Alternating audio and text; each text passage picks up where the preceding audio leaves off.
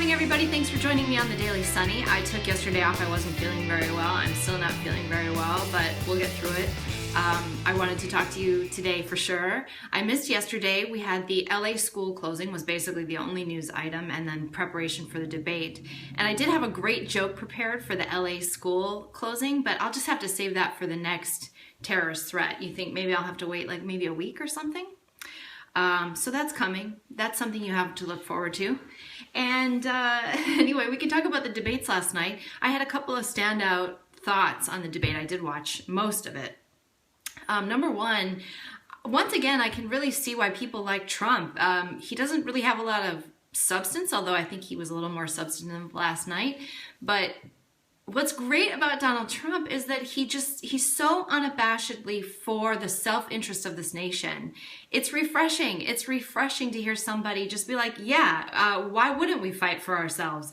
Why wouldn't we be self-interested? Why wouldn't our foreign policy include killing people that are trying to kill us? I mean, it's so refreshing, and no one else talks like that. Not a single other candidate. I don't think he's necessarily the one who's going to act the most self-interested in office on our behalf, but he says it, and I think just that resonates so much, and people who poo-poo him, think about that.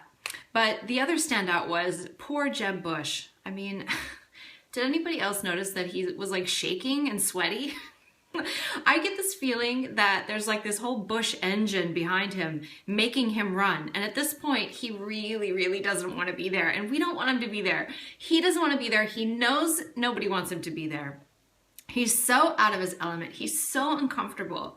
It's so not where he wants to be right now. And I just feel sorry for the guy at this point, because if he were acting on his own, he's so miserable and looks so miserable on that stage, he wouldn't be there. He just wouldn't be there. He's sweaty and shaky, and he's got these couple of weird physical affectations. I don't know if you guys noticed this, but whenever he's talking, he's shaking his head no. So he talks and he's saying no. The whole time he's saying things in the affirmative. So there's that. And then he has this other habit. When he does actually nod his head yes, it's like his head is attached to his neck. It's like his neck and head are just one bobbing apparatus.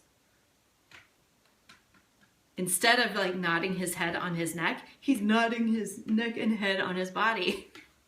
So he's really emphatically being a turtle, and emphatically saying no when he's really trying to say something positive. Oh, poor Jeb Bush. Get off the stage. Leave. You are just making yourself look worse and worse every week that goes by. It's embarrassing, and I think he knows this. I think he's out there because he has to be. Somehow he thinks he has to be. Anyway, Jeb Bush, I give you permission. I give you permission to drop out. I know it's what you want. Just do it. Just drop out. That's the Daily Sunny. A message for Jeb Bush. See you tomorrow.